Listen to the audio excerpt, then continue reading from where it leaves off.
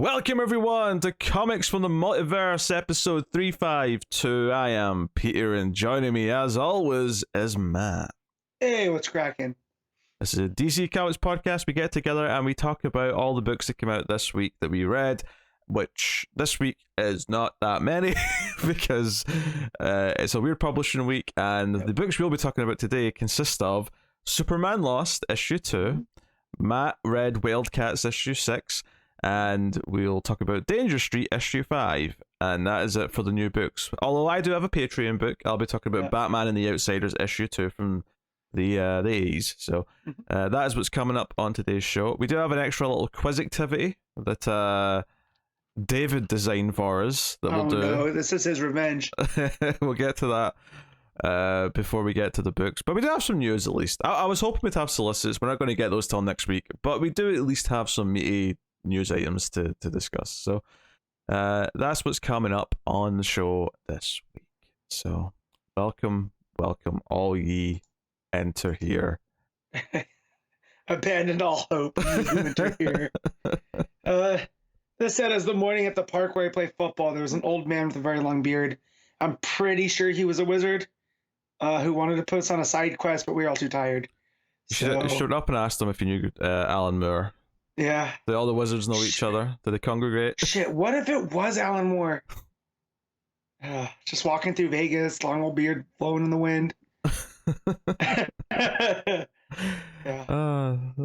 does beg some thoughts. Yeah, but there's plenty of time this week, Matt, for the ComiXology top 10, as you know. There is. So we'll have a quick look at this. So this is we'll look at obviously the books released on Tuesday, then we'll look at the books released on Wednesday, because ComiXology split them up into the 2 days rather than mix them. So what do you think the number one selling book from DC was as of right now on ComiXology? I'm trying to get to the site that I'm on, and they changed everything of the thing. So let me see what other books besides the 3 that we talked about came out, if there's any that could enter. And it's definitely one of the 3 that came out. It's not a trade. Yeah, it's not a trade. Okay. I'll throw a risk out there and say Danger Street 5. Nope. No, there we go.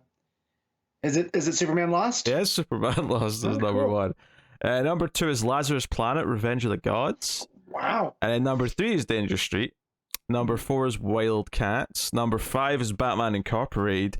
And then number 6 is Sandman Universe, whatever that book is. And then number 7 is Batman The Avengers Continues, which, the fact that we're at that book and we're only at number 7 tells you there's not a lot out this week. In fact, number 8 is a trade. Next is Detective Comics, volume whatever, by Tamaki, which I'm noticing has 1 review at 1 star on Kindle/Amazon. I don't know, that seems a bit harsh. I quite like Tamaki's run. Yeah. I can understand people not liking the Arkham stuff. Well, to be fair, this isn't the Arkham stuff. This is the co-written Riddler arc that came after, which admittedly it was the weaker, but it's not 1 star not bad. 1 star, though. Yeah, not 1 star. It was more mediocre. It was not terrible. Yeah. But hey, and then, hell, DC didn't even release a lot of trades this week, because 9 and 10... Well, 10's technically DC, actually, but 9's Gun Honey Volume 2. I don't even know what that is. Nor do I, but the front cover is a woman who is coated in nothing but seemingly honey. So it's very much going for a sexy cover. And she's holding a gun, which some people also find very sexy. There's a lot of sexiness attempts going on here. Number 10 is Mad Magazine issue 31, which is technically DC, actually, but, you know. Mad Magazine making it out of the top 10 tells you everything you need to know about how many books DC put out this Tuesday. Mm-hmm. So, that is that. That is the top 10. Although that still beat Batman Scooby-Doo, which... yeah, I feel that, though, that's a niche book that, people might not be buying digitally, Yeah, that's probably true. But I also imagine that might even get sold to places that aren't regular comic shops. Yeah. I feel like that might just go into places for young kids to get. Books, bookstores and. Yeah. So Wednesday then. Any guesses for what Wednesday's top selling? Well, I see an X-Men book near the top of Comic Geek, so I'll say X-Men 21. Is not, no. Okay, so that means there's a Sin of Sinisters somewhere in here. Is it Storm and the Brotherhood of Mutants? It is Storm and the Brotherhood of There it Mutants. is. Number 2 is it was X-Men 2 down. 21. Okay. So, yeah. Number 3 is Guardians of the Galaxy. Number 4 is Fantastic Four issue 6. Number 5 is Captain America Cold War. Number 7, over outside of the Marvel bubble here, we got The Ambassadors, which is a Mark Millar book from Image. Okay. Number 7 is Moon Knight 22. Number 8 is Captain Marvel 48, which is a very long run from Kelly Thompson at this point. Number 9, we're back to Image with another Mark Millar book. We get Nemesis Reloaded, issue 4. And then number 10, we're still with Image with a book called 8 Billion Genies by Charles Soule. So yeah, that's getting adapted into something. I can't remember what, if it's a series or a movie. But yeah, Soule's killing it with his creator-owned stuff. So yeah, and honestly, pretty much right after that, there's a healthy mix of like non-Marvel. So even Marvel, it seems like, didn't release a ton of stuff this week. Yeah. Where's Darkrai at on that? Darkrai? Yeah, that's the Williamson's creator-owned from the team of Nailbiter. Scrolling. Oh man. Let me count the rows here. That's 10, that's 20, that's 30, 35, no, 40. Okay. Number 40. Okay. That might do better in trade, because I know the first trade just came out, but yeah, issue 5 of that's number 40. So there you go. That's no, not the team of Nailbiter, the team of Birthright. I misspoke there. But yes, that's a lot of fun. The first 4 issues were fun. Have no idea where it's going quite yet. Felt more like a prologue, so I decided to crack that one open when I get a chance. Yeah, that's good. That's good. All right, cool. So we do have news to talk about. We got some announcements for books for July. 2 from Mark Waid, which is cool, and then a bunch of this Night Terror stuff. Where we can, it's basically a big list of titles with names, which I'm assuming are all one shots. Just based on the number of books here. Yeah. Well, I was saying miniseries, but is that 3? Is that 2? Like, what constitutes a miniseries? 2 issues. They're all running for 2 issues. Okay. So they're all 2-parters. Yeah. So yeah, we'll do that first since we've kind of delved into it then. Yeah, so 13 books, 13 2-issue miniseries are launching in July. So these quiet weeks are over once we get to July, Matt, which honestly, I'm perfectly happy with. I mean, that said, we don't have to read them off, you know what I mean? If the, it's not working for us. Just saying. True, I'll probably read most of the issue 1s. I mean, how many of the issue 2s I read is of course up for debate, but so here's the list of books of these Night Terrors, like 2-issue minis. So we got Night Terrors Batman, which is Joshua Williamson writing with art by Gilliam March. Oof.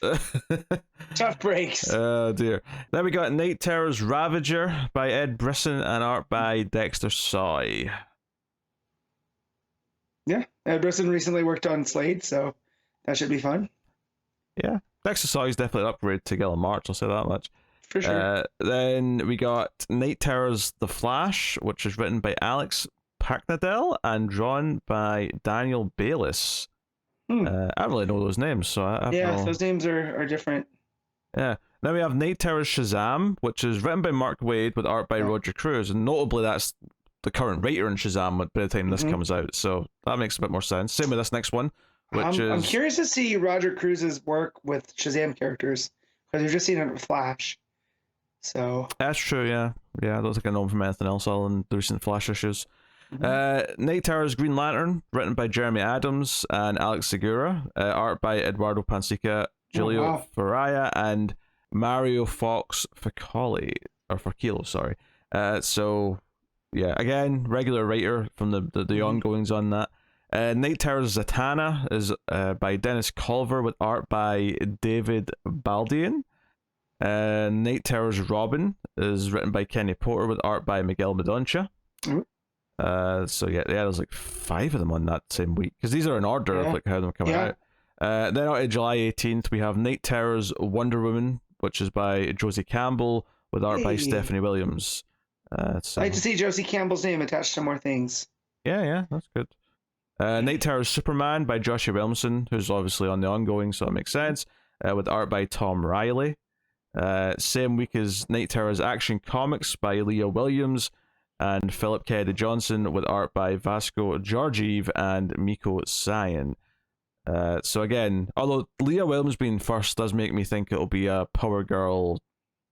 That tracks with what Night Terrors seems to be about the Dream Realm and what that book's been so far, like that backup. So okay, makes sense. So that might actually be a skip for me then, just because I've not been reading that backup. But right. you know, Night Terror's Detective Comics takes us out of July 20. Actually, the Action Comics was July 25th as well.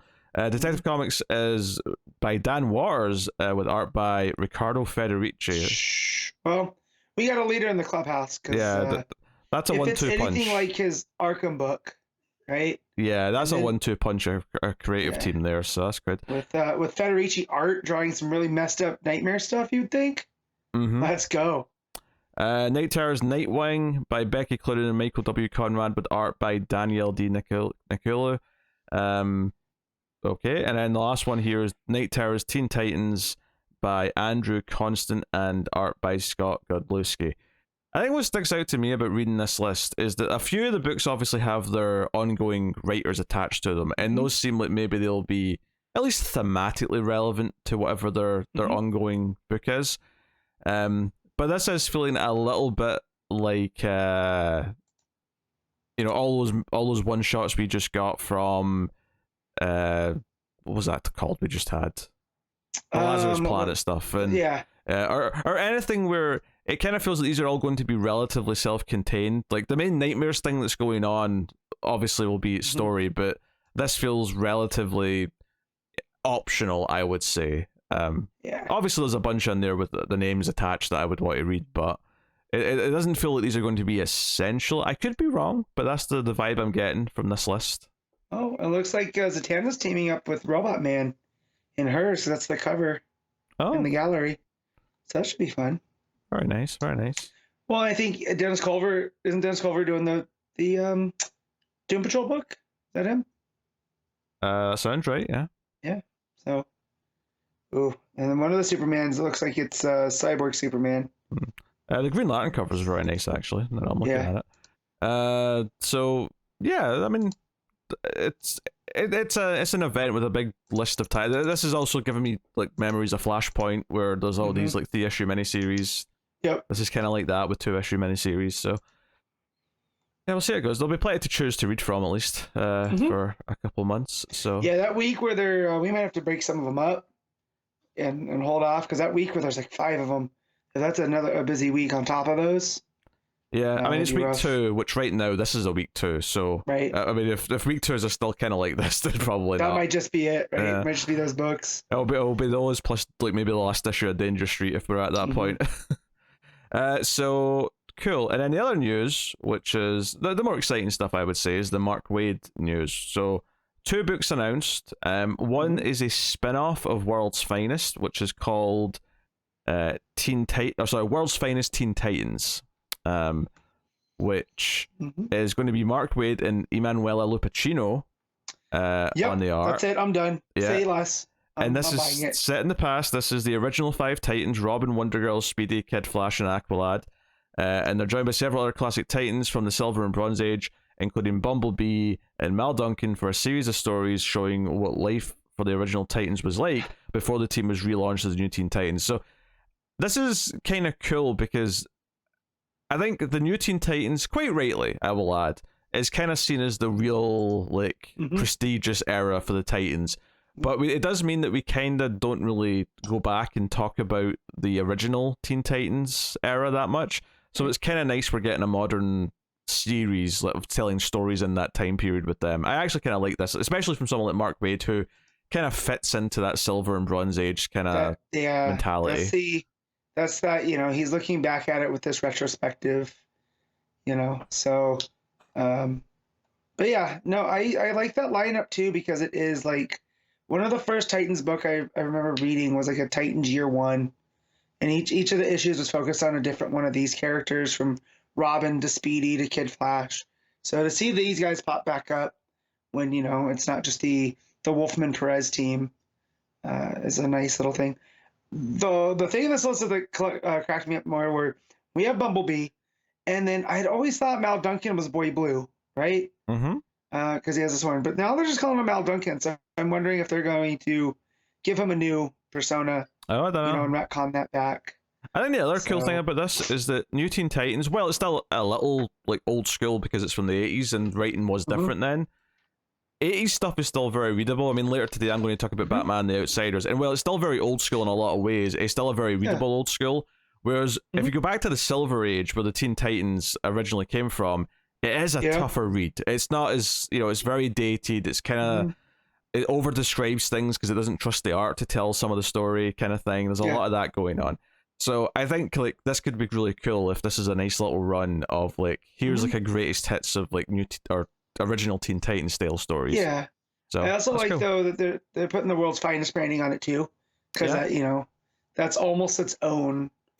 I don't want to say like a sub label, right? But it definitely speaks to a certain vibe that we've been getting from Wade. Obviously, it tells you it's the same Robin that's in his Batman Superman World's Finest, but so that's cool stuff. And then the other thing is a mini-series. I mean, admittedly, World's Finest Teen Titans could end up only being 6 or 12 issues anyway, but it's not mentioned as a mini-series. Whereas this other one it's a Black Label book. So we're getting a 3-issue Black Label series from Mark Waid and artist Brian Hitch, which he's calling a spiritual like successor or sequel to Birthright, and it's called Superman: The Last Days of Lex Luthor. So this is kind of a cool thing. This is Superman embarks on a quest to save his arch enemy from a terminal illness. That's the pitch in one sentence. Simple. It's almost like reverse All-Star. Yeah. Lex is contracted a fatal disease that even he can't track. He's going to die. He asks Superman to save him, and he does this knowing full well that Superman is going to hate doing it and that it's going to torture him. But he'll do it because he's Superman, obviously. Yeah, is it though? Because I feel like at the end of that, Superman's going to have the higher moral ground. So I don't think he's going to hate it. But I do like that's the viewpoint that Wade's coming from. Yeah. And the cover and the art by Brian Hitch looks solid enough. That first thing in the gallery looks a little bit wonky, body shape wise, but the rest of it looks pretty good. Superman looks super lanky. Yeah, but no, I think these are exciting titles. This is stuff where obviously we'll read the Night Terror stuff and we'll like some of it, I expect, but this is like actually really exciting stuff. These two books. So being that Birthright's my favorite Superman story of all time, this is very exciting. It's like a spiritual sequel. Yeah. So yeah, and I'm assuming because it's Black Label and it's 3 issues, these are going to be like 50-page style issues, because that's kind of been their format for a while. So that's July 25th. Last Days of Lex Luthor goes on sale.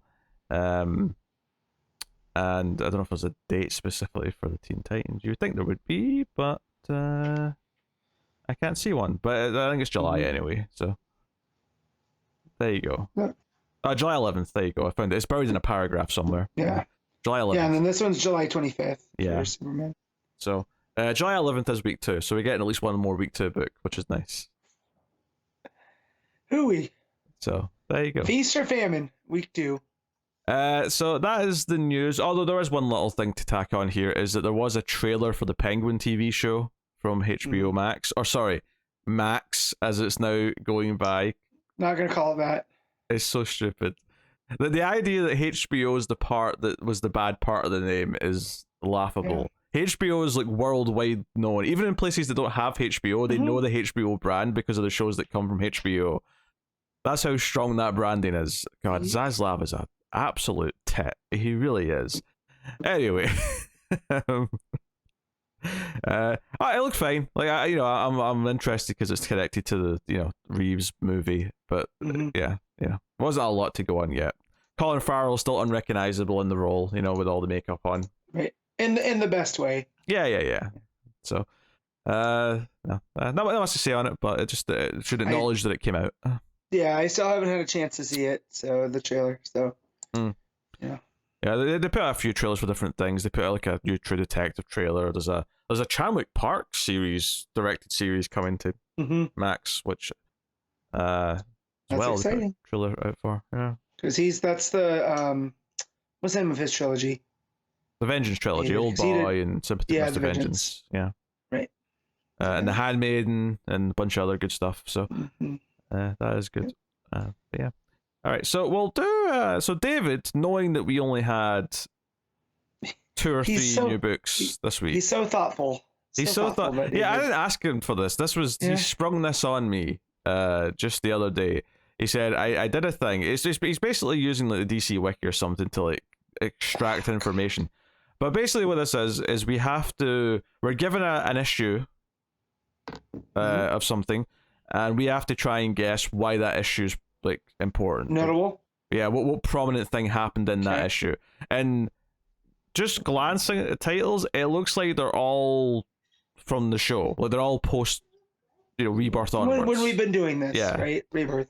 So in theory, we should have the knowledge to do this. Although I actually think this is quite hard, but we'll see. Although I know the answer to the third one actually, that I'm looking at it. But the first one here is Batman issue 50 from 2018. Which actually now that's quite easy now I'm thinking about it. This is the wedding, I know right? Exactly what that is. That's the non-wedding. It's just it's the wedding that didn't quite happen, right? Yeah. I feel like we were supposed to have more discussion, but I think we've just immediately knew what the right answer to this was. So I've got a box that I clicked to reveal the answer, so we'll find out if I'm right. So 3, 2, 1. Failed wedding of Bruce Wayne and Selina Kyle. We'll take a point for that, I think, Matt. Yeah, no, we said non-wedding. All right, Action Comics 1000. Is this just the start of Bendis run?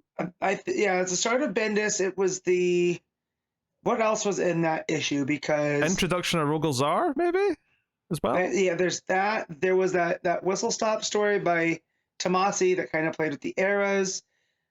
What else was there? But that wouldn't be the prominent thing about the issue, though. No. But I'm trying to think what other stories are in there besides the Bendis one. I think that's the most notable. And if he says something silly like Bendis came, I'm gonna lose it. It's either. Well, I don't think he's written these. I think these are like extracted automatically from like the database or whatever. My guess is that it's maybe Rogol Zaar's first appearance, but probably just the start of Bendis' run. I don't know exactly what it'll count. Because he didn't do Mr. Oz wasn't a thing yet, right? That was something that Bendis did. No, Mr. Oz was already done before Bendis. That was all done. That was all done. That was Action Comics from the start of Rebirth, building up to Mxyzptlk and all that stuff. That's right. Okay. Yeah. So. That's right. Oh man, see, time's a hell of a thing. Yeah. So I'm going to click this reveal. First appearance of Rogol Zaar. Okay. Yeah. Dang. Look at you. I will take it. I thought I was going to do bad at this. So I know this next one just because I've heard complaints about it enough about it being hard to find, and that is You're the Villain, Hell Arisen issue 3. So just because I've heard people complain that they can't find this issue, I know what it is. It's the first appearance of Punchline. It is, yes. That's exactly what it is. The one of that miniseries that I did not get. So, because my shop was shorted on them, and they were supposed to get me one, and I still have not gotten it. Mm-hmm. So I have 1, 2, and 4, but no 3. I will click on it. First appearance of Punchline. 3 out of 3. We're doing great. All right. Justice League Dark issue 2. Matt, you're going to have to help me here because I don't know. Was this the Upside Down Man? Was that his first go around? Yeah, that's ringing a bell because that was Tynan. So yeah, let's go Upside Down Man, first appearance. Upside Down Man. First appearance of the Upside Down Man. 4 out of 4. Mm-hmm. Nightwing issue 1 from 2016 specifically. Which I never renumbered, so yeah, that's the only one. Right. But, right. First appearance of was his name No, it was Raptor. Raptor, yeah. I was gonna say Rapture. I was like, that's not quite right. Raptor. What else? What else was there? But Raptor's not that notable, is he? I mean, I don't think he's any less notable in the Upside Down Man. Yeah. What else happened in yeah, because that was Dick returning to the Nightwing persona, right? Yeah, that was better than Batman, the start of that arc. Yeah, yeah. So I'll say it, because up to that point he was still Agent 37, was he not? Until Yeah, Nightwing... but I don't think there was like a transition in that issue. I think he would just already was Nightwing again, was he not? Mm-hmm. Also, I would say, I mean, if you want to go first appearance of Raptor, I'll say, Dick back as first. In fact, back as Nightwing. If anything, the transition would have been in Nightwing Rebirth issue 1. Remember, because they had the one shots first. That's right. Yeah, let's go with Raptor then. Raptor. Yeah, I'd say Raptor. First appearance of Raptor, 5 out of 5. See, that's me, classic overthinking. Mr. Miracle issue 7. Is that Jacob? Is that the son? Yeah, I guess. Yeah. It's not the death of Darkseid with the veggie tray, because that was later. This is assuming that it's just like a first character appearance again, which most of them seem to be, but like, I'm just... I mean, but again, it's why is it notable? So when we think back to that story, what was 7? Was this the issue where they like talked about their marital problems while they were crawling through vents? Was that? That might have been that one, but what would you describe that as? As the the tracking? Oh. The scrolling, the side scroll adventure. Yeah, I would say the birth of their son. Yeah, okay, let's go with that. First appearance of the kid. First appearance of Jacob Free. Okay, there we go. That's 6 out of 6. We'll take it. Suicide Squad issue 9 from 2020. So this will be Tom Taylor's run. He had a lot of new characters in that run. He did, but issue 9. Is this the death of Deadshot, maybe? Is that what's notable about No, because Deadshot was closer towards the end. Well, it was only 12 issues, though, right? Yeah, but Deadshot lasted up until the very end, because his death was like a sacrifice for the team.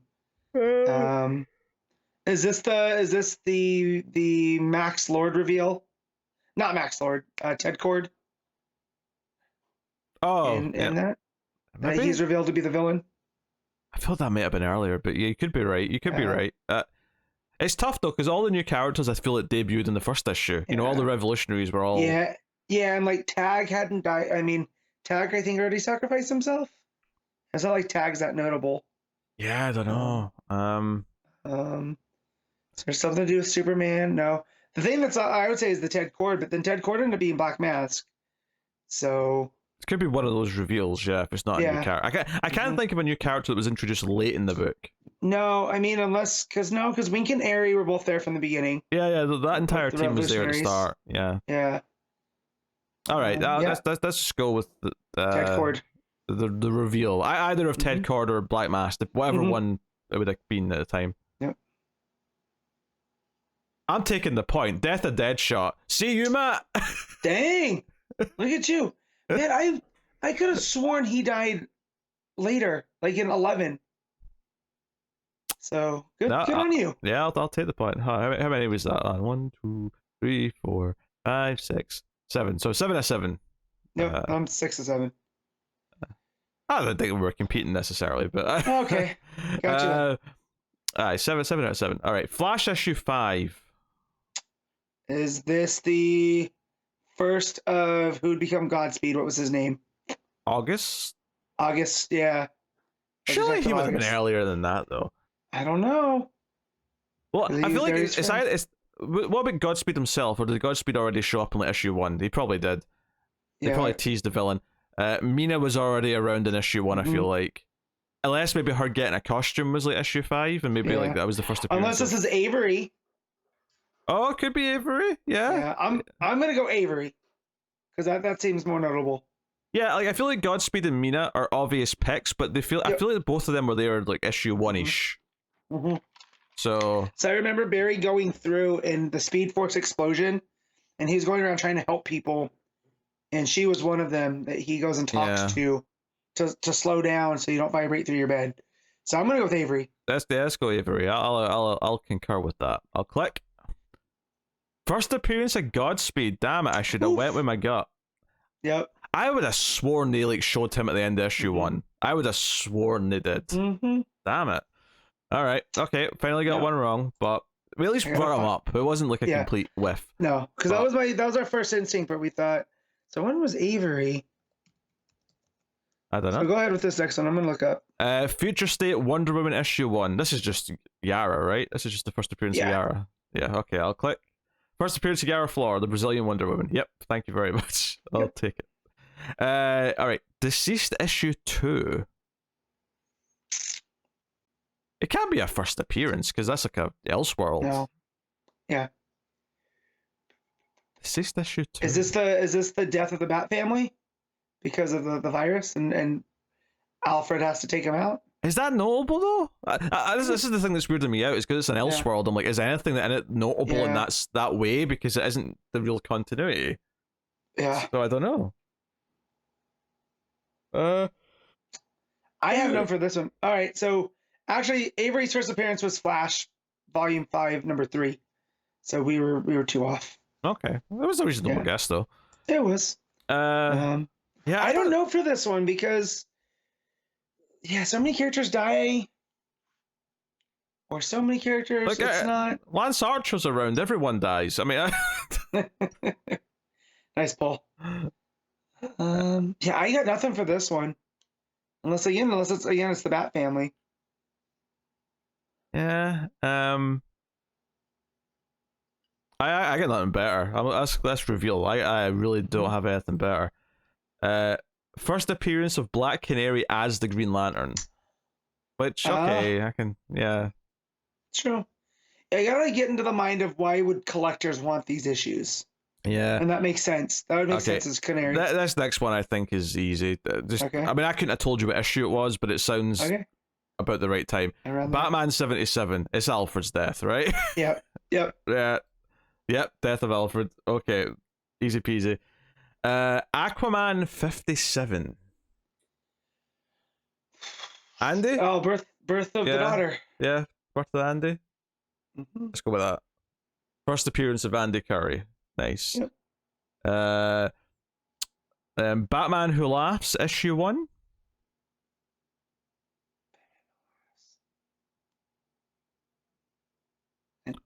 The Grim, was it the Grim Knight, the one with all the guns? Was that maybe? Was that he was called? I tried to put this one out of my brain. I just remember it was a Snyder one that was a little bit too much. Yeah, let's just go with Grim Knight because I have nothing else. First appearance of the Grim Knight, alternate reality Batman who uses deadly force. Yeah, that's the Punisher Batman. Sometimes it's just the first thing that comes to mind. That's okay. Batman issue 24. So this would have been War, Jokes, and Riddles time. Is this Kite Man? Hell yeah! Oh, first Kite Man, hell yeah! That's actually not a bad guess. I'll click. Let's find out. Oh no, Batman proposes to Catwoman. Shoot, that was rooftops then. So. Yeah, I think the first hell yeah was probably earlier than that. I think that was a running thing from earlier, but could have been. I think we wanted to believe. Nightwing 78. So this is basically the start of Taylor's run. Yeah, I would say Haley. Yeah, it could be Bitewing. Yeah, that's an obvious choice. I mean, I would say the notable thing is the start of Tom Taylor's run, but I don't think that's what these have been focusing on. These, facts. So let's say the dog. Yes. Oh no! Actually no, we're half right. So there's 2. First appearance of Melinda Zuko and Bitewing. Yeah. So there we go. We got half. Yeah. It shows you where our priorities lie. We care more about the dog than we do Melinda. The Flash 49. So this was right before 50, which was the whole year 1. No. Flash War, year 1 was later. So that's right. Return of Wally. Yeah, didn't Bart return like right around this time as well? Wasn't like an issue, a last page of Bart? That may have been issue 50, admittedly, rather than issue 49. Yeah, I would say this is where Wally came back. But Wally had been back though already. Yeah, that's true. Well, I have the annual signed. Yeah. Back behind me, so yeah. It's around that time. That's where they started their race. But I mean, Wally had been back, but this was him back in the Flash book. But I don't know.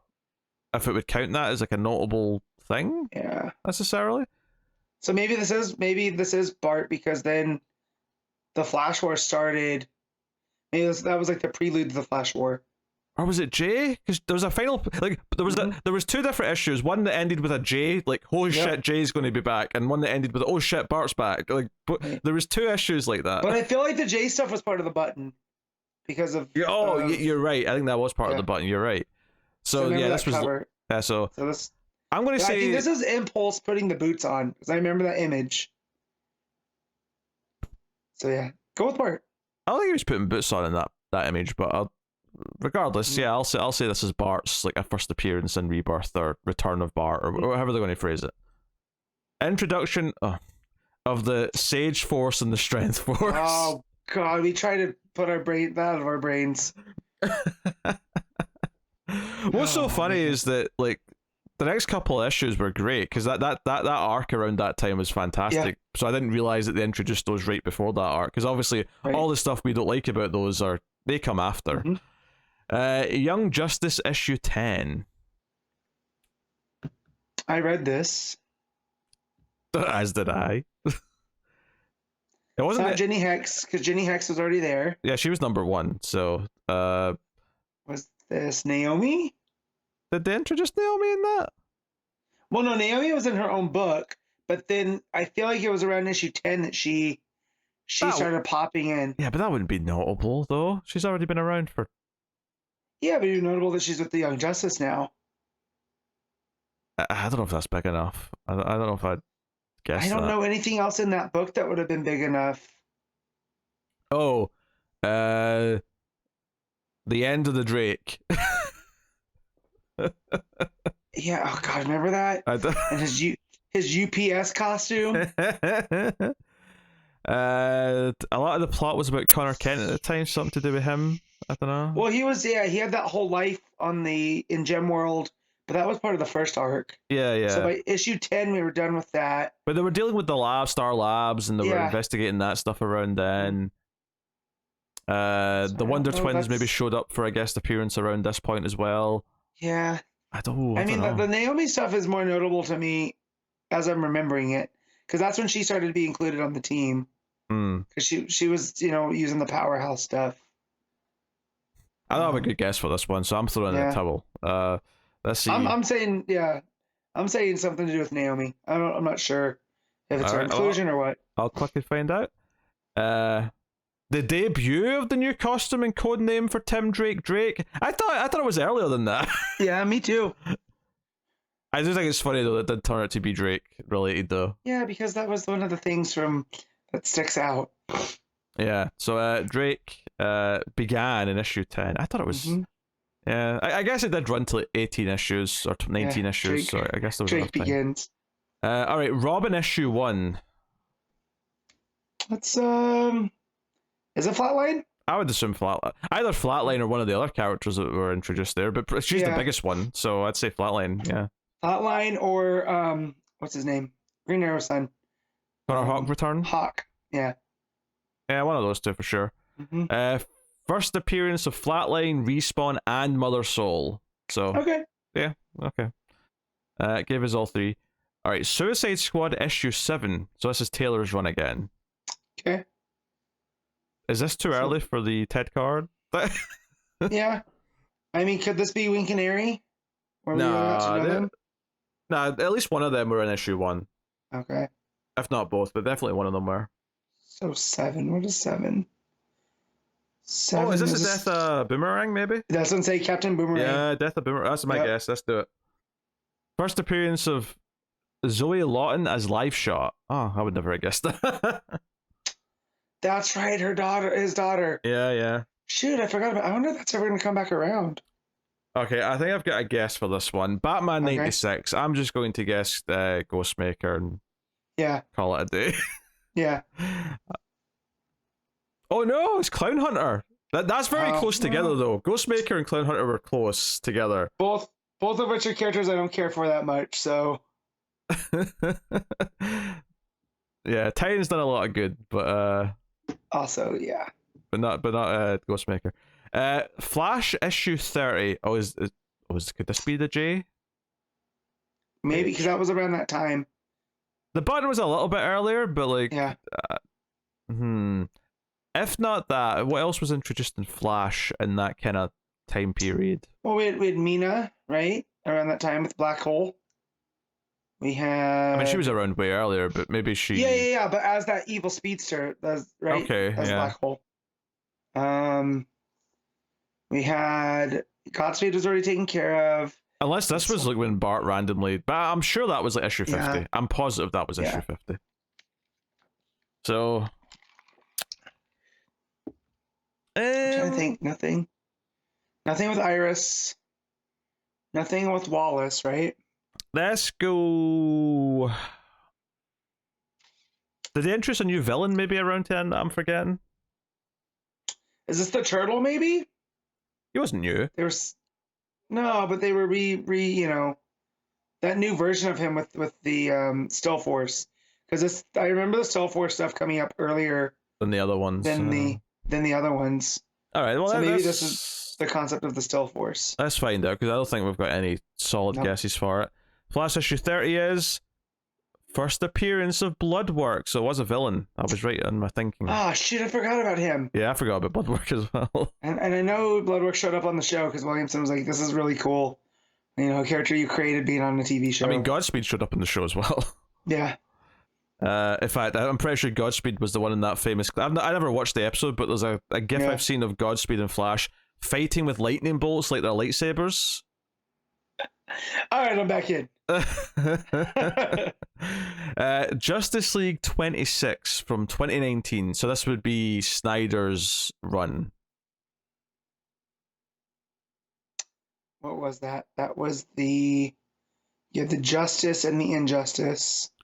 That was early on, but I feel like by issue 26 you were probably doing that. What was the other universe stuff they were doing? Were they?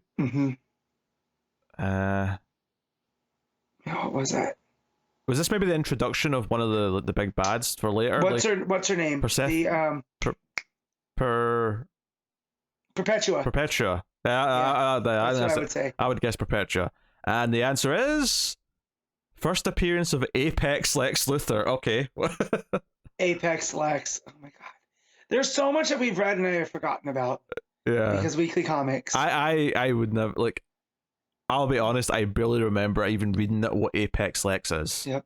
Well, remember that's where he fused the DNA with the White Martians, and it was so he could be closer with Perpetua. Oh yeah, the perfect being. Yeah, I hated that stuff. Yeah, that's why my mind's jettisoned it. Action Comics 1001. So this is right after obviously 1000. So yeah, what did Bendis introduce right away? I mean, it wasn't the him giving away his identity. No, that came later. That wasn't right away. It was John was still. Was John back? Because he had left. So is this when he aged up John? It still feels too quick for that. But I think it's too quick. Oh, is it introduction or maybe like Leviathan? Maybe because that was the story arc when they started action was Leviathan, or maybe Red Mist was the villain at the time. Oh, Red Mist is a good guess because they were seeding her early. Yeah, or Firefighter Lady, or even the woman who was collecting Superman stuff. The one who had the car and stuff. Her. Yeah. What was her name? She was the Amanda Waller of Earth 3. Yeah. I don't know. I can't remember her name, but that was So one of those is my guess, basically. Okay, go ahead. All right. First appearance of Red Cloud. Okay, so I got the name wrong, but I'll still take the point for that. We were in the area. Yeah. Sideways issue 2. This is what's his name? Tempest Fuginaut. Yeah. Yep, we're right. Tempest Fuginaut. I'll take it. Nightwing issue 10. Now we're going back. Issue 10. So when he gets Nightwing, this is when he was hanging around with that support group for former villains. I'm thinking maybe one of them. Or I'm getting them confused. Those Nightwing runs, because or was it it before the Percy stuff. Was there a villain around here that was new again? After, obviously... Is this Detective Svoboda, right? Around that time? I feel like she might have been on it before this issue, but yeah, it could it could be her, technically, but I feel like she was there from like issue 1 or 2, to be honest, but... Could be. Yeah, let's see. I have no good guesses. Alright. First appearance of Defacer. Oh, so I was right. There was the main one in that group. So yeah, I was thinking all on the right lines. Yeah, I just couldn't remember her name. I was trying to think of like roller skates and spray paint, but that was her. Yep. All right. Green Lanterns issue 10. It's Simon. Was the first Lantern stuff? Was that a new character for that run? I think so. All that Lantern stuff fuses together because you also had the first Lantern, but even before that, they were playing with a concept like that before, so it might be confusing with that. I think that's my guess, though. I'm just going to guess the first Lantern because I don't have anything else. I'm trying to think what else happened in that run. And I'm just remembering a lot of the Simon and Jess banter. That was fun. I'll click and reveal, see what it is. First appearance of the Phantom Lantern. Oh, the Phantom Lantern, not the first Lantern. Not the first. That's what I was going to say. The first Lantern was all of that stuff before. Yeah, that's what I was thinking. This is what I was thinking of, though. I just didn't remember his name properly. Yep. I could see it in my head. The Phantom Lantern. Yeah, I was picturing the right character, but I didn't say the right name. We didn't have the right. That's why. And I didn't think it was the first Lantern, because, again, that was before, but I couldn't think of what it was. Joker issue 2 from 2021. New Bane? Sleeping Matt? You get enough sleep? Was that the New Bane? I mean, that was around that. I don't know if that was issue 2 necessarily.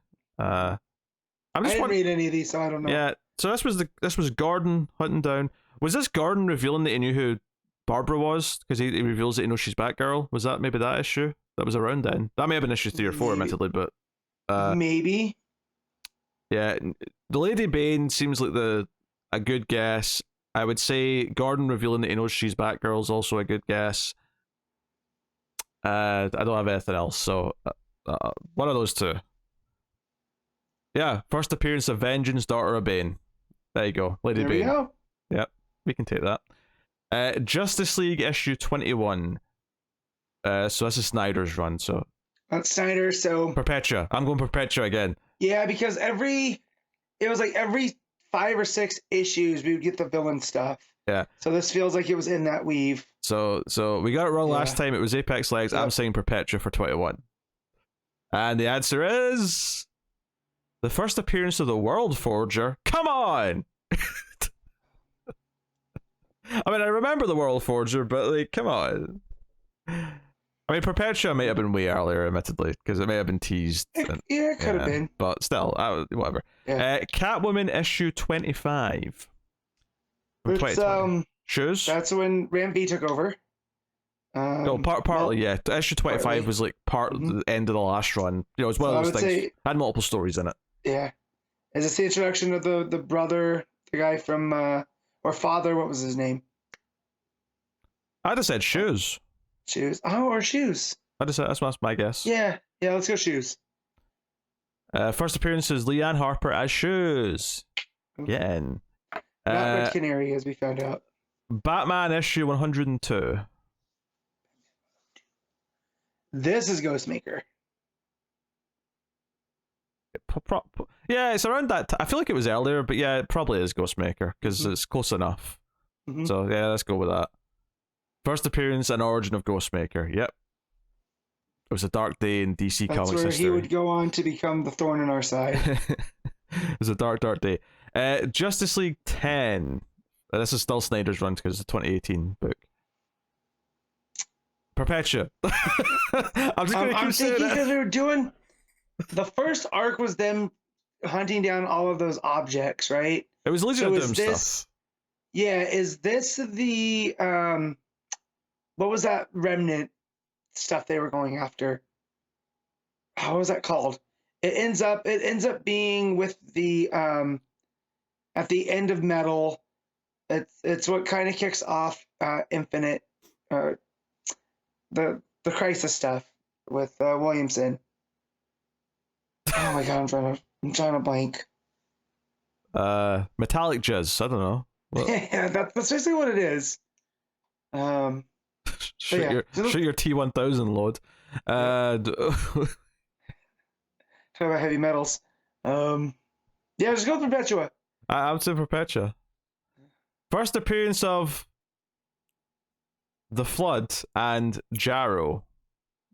I'll admit, Gyro is I'll admit, I should have thought of Jarrow. The Flood, I mean, yeah, okay, I guess that was building up to the crossover with Aquaman, because that was the teens, those issues. But still, I wouldn't have thought of that.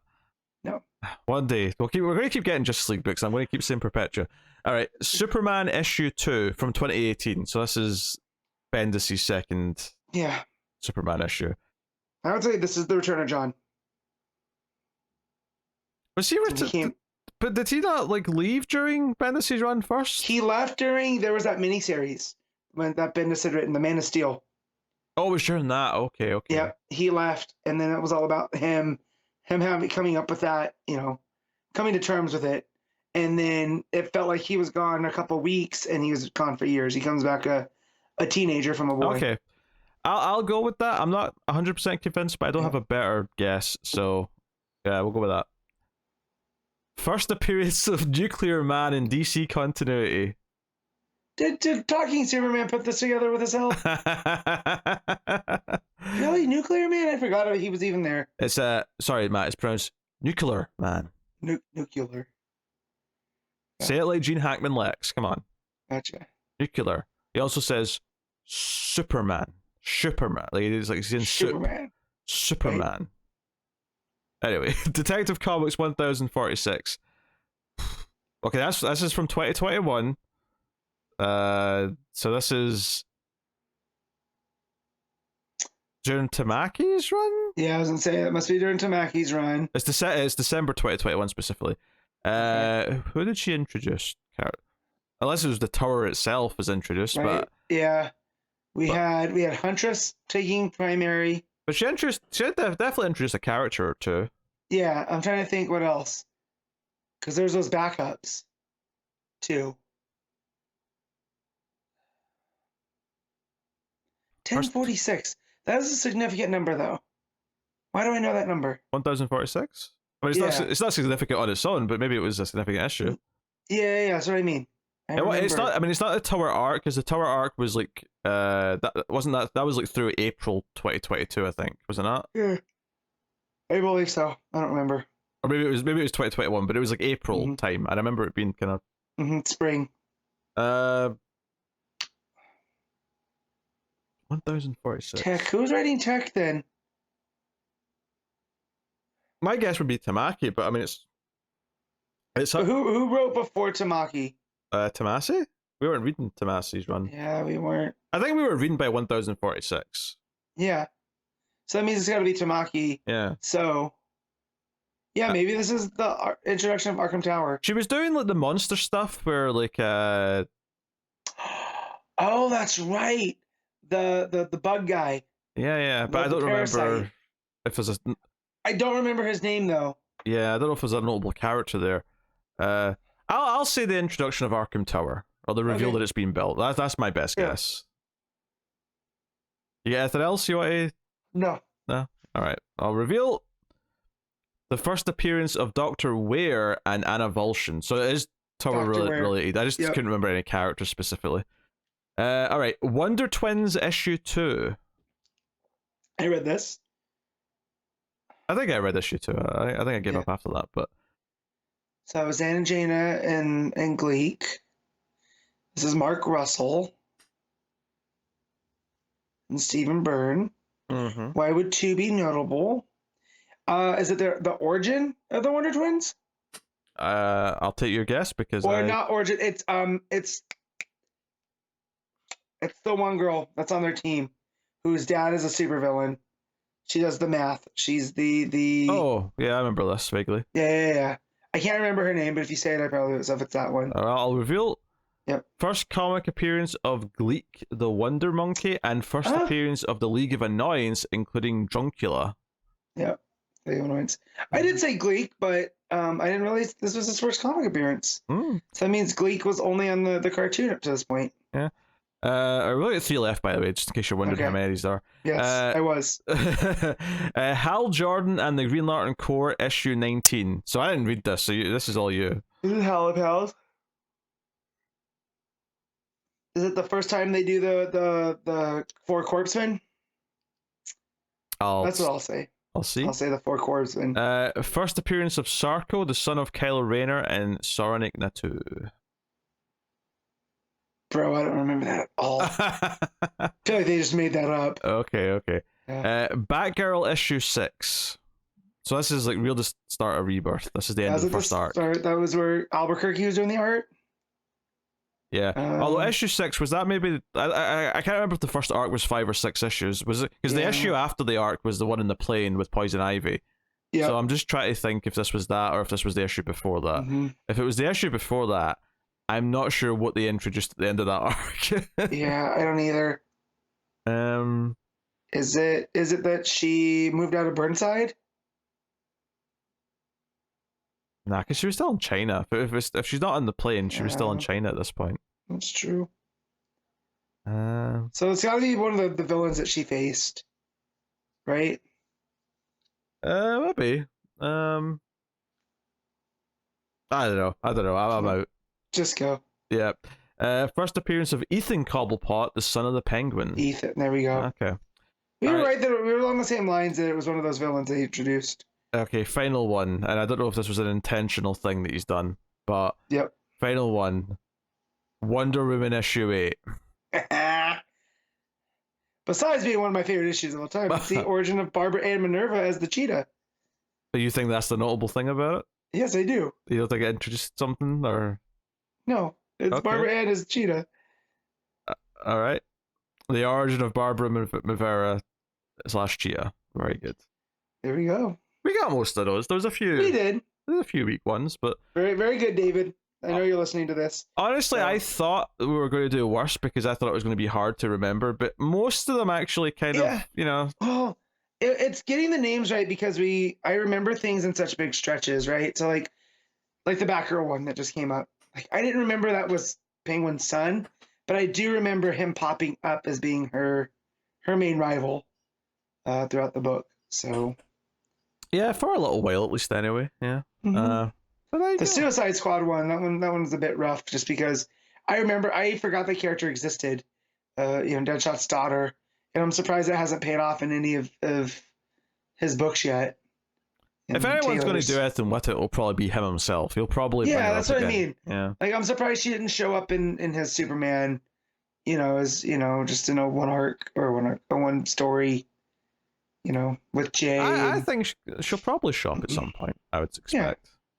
I don't think he's done with Suicide Squad. I always felt like his, it's almost like he had big things planned and then he got Superman and that took his focus. So, yeah. Sweet. All right. Well, we can talk about the books we read this week then. So, we'll start off with Superman Lost, issue 2, Christopher Priest writing with Pagulayan on the art. Yeah. Did I say Carlo? You did say Cargo. Yeah. Carlos. Yeah. I was thinking about the G and the Pagulayan, I think, and I merged them you together. got over your skis on that one. Yeah, so... This, I really enjoyed the first issue. Mm-hmm. This one was a tougher hang for me. Really? It was a lot of science-y stuff. And I like Priest getting into how Superman powers work. I never really care, right? I'm fine with he's a living solar battery. Him getting into Superman, his body experiencing gravity different, and that's how he was able to survive the black hole stuff. I mean, that's okay. But he kept going back into that, and I felt like I was reading a textbook at that point about how science stuff works. Outside of that, a lot of the character stuff with these people on the planet and how Superman's trying to relate to them by using stuff from Earth, I thought that was a really nice touch. Um, so, what do you think initially? Yeah, I quite like the issue. I think he did go back to that gravity talk a little bit much, but Yeah. other than that, like I thought the way they were handling like Superman's like trauma of like being gone and he's like not breathing properly because he's used to try to hold his breath in space, and Lois is trying to tell him, hey, you need to breathe, Clark, you need to breathe. Like I think seeing the fallout of how much it's broken him being out there for 20 years until he got back is quite good. We also get more snippets of like the actual incident because it kind of skipped ahead to him just like disappearing, whereas here we get no, he made the choice to go with it, thinking he could get back relatively quickly, not realizing he'd be gone for so long. He thought he was only going to be a little bit out of the solar system, not as far away as he was. Yeah. Yeah. So, and all the art with Lois holding him as he's lying on the floor, I thought all that stuff was really good. And then the stuff with the aliens, like I wasn't expecting him to like go through like two different types of like culture like this quickly. He meets the big aliens on the ship who look childlike, but they're much taller than he is. The big green ones. Yeah. Well, they're orange, but they're wearing green outfits. Oh, that's right. Kind of remind me of Explorers a little bit, right? The way that they're talking and, the way they bring him in. I did think that was a little bit of a because Superman, which we don't encounter that often anymore, but it's very golden agey where he was able to use he's able to condense oxygen down to make liquid oxygen to get through space until they could find him. It was a little bit of a reach, but it's fine for the type of book that this is. But I did like his interaction with them, just because of the way that they're processing language and the way that they talk, and they're almost talking down to him.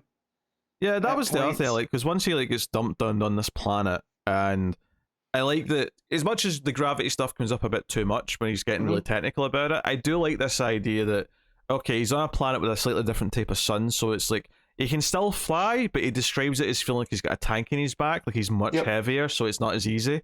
I kind of like that idea, and I also appreciated that when he's talking to like the guy in charge of this like farm area, and he says, "What's your name?" and he says, "Victor." He's like, "Oh, hello, Victor." He's like, "No, I think there's a mistranslation here. My name's not Victor. That's what I am. I am the Victor," kind of thing. That's an interesting little dialect like difference. That's kind of cool. And Superman puts together who he is from that. Like he's the one that won, and what does that mean, for the society? Because you have where he lands at, it looks like this derelict city that's been through an apocalypse, and starts flying around the planet, and he ends up in this farming area that looks a lot like Kansas. And there's a really interesting detail here that everyone here on this planet is all wearing like gas masks because they've had this war and the air's unbreathable to them. But to Superman, it's perfectly fine because it's actually like Earth's atmosphere now. Like they think oxygen's toxic to them, and they're like, "You're breathing oxygen," and he's like, "Yeah, love it. It's great. It keeps me going." Well, and then when he meets the Victor, right? He's not wearing a mask. Yeah. Well, he's behind like the wall, and he's in his like farm area. So presumably all of his crops are making a nice little pocket or whatever. So yeah, no, all this I thought was interesting. I thought the Victor basically helps him by giving him like a jetpack and like a breather and sends him on his way. So the end of the issue is just Superman flying off with his jetpack. Very sci-fi pulpy look there at the end. Yeah. Almost reminiscent of Orion to me. Yeah, because he's got the glowing white light suit, and then he's got like this big clunky red, green, and purple jetpack. That it's like, it's kind of interesting. It does make me think, okay, what adventures is he going on? Because it doesn't feel like a lot of time has passed yet. He does say he's confused. He's not sure if he's been missing for days, weeks, or months yet. But it doesn't feel like we've cut into a big chunk of this 20-year gap yet, I would assume. Well, and again, and I'm going to throw back this old gem that from years past is as Interstellar taught us, right? Gravity dilates time, so who knows how long he's been out there at this point, just existing because of the black hole. So, well, yeah, but I think in this case we do know though, because like when he comes back and says it's been 20 years, obviously the point is it's not been 20 years on Earth, so it's been 20 years for him. Like so. what I'm saying Right. is that if, like, so do you think we've already wasted like half of this 20-year gap with him just No, floating not waiting? half of it, but like, how long was he passed out for before the big green aliens found, or the big orange aliens found him? We're not too sure, and that adds to his confusion. Yeah. Because So, I think, from his experience, it's going to be 20 years, and I feel like we've only just scratched the surface of that. Yeah. So I'm curious what like areas he ends up in where he's going to be there for some time. Like, what's going to keep him? Is it just that he's that far away? He's in a completely different system. He's in a different galaxy, and it's just going to take that long to get back. And it's all the adventures along the way as he's coming home, kind of thing. And I hope it kind of gets along the lines of Supergirl, Woman of Tomorrow, where we get to see these different alien cultures and him interact with them more. I mean, the fact that we got two alien species in this issue makes me think we're going to get tons of that, because they've already done 2 in 1 issue. Yeah. But but I want to see him like kind of like Supergirl doing some of those where he stops to help them, not just go through and like, 'cause that's to me that's what Superman does, right? He can't help himself. He sees someone in trouble, regardless. He's gonna stay and help. Maybe that's what adds to him staying longer, right? Like, maybe he has a way home, but he decides, like, I can't just turn my back on these guys. I think that'd be a fun little wrinkle. But yeah, I really like the art, though. Yeah, like, the art's good. The different sci-fi kind of tropes, like those masks, and when Superman goes to take off the mask to talk to the kid, and just the panic on that kid's face, it shows through really well. Yeah, he almost kills a kid by taking off his mask, the fool. Actually, I like the art a lot as well, and I think there's good little moments like I don't know what you call it. Like, in a movie, you'd call this like a little silent edit where you'd put in like a little flashback to something while in the middle of a scene. But like in here, what I mean is there's like an extra little panel as like Superman. We're getting the flashback of Superman making the choice to take off the lasso and go with the ship because it has to leave, it has to jump. And you get this just little panel of him saying to Lois on the way out the house, I'll be back in a minute. I'll be right back. Yep. Just there's that little moment of like, oh, that turned out to be a lie. He didn't know it was a lie, but it turned out to be the biggest, filthiest lie. Just a little moment like that, it just has this bitter moment of reflection, which I like. He broke the #1 rule in horror movies: never say "I'll be right back," because you won't. But he didn't realize he was in a horror movie. Yeah. Do you believe in horror movies? Because you're in one.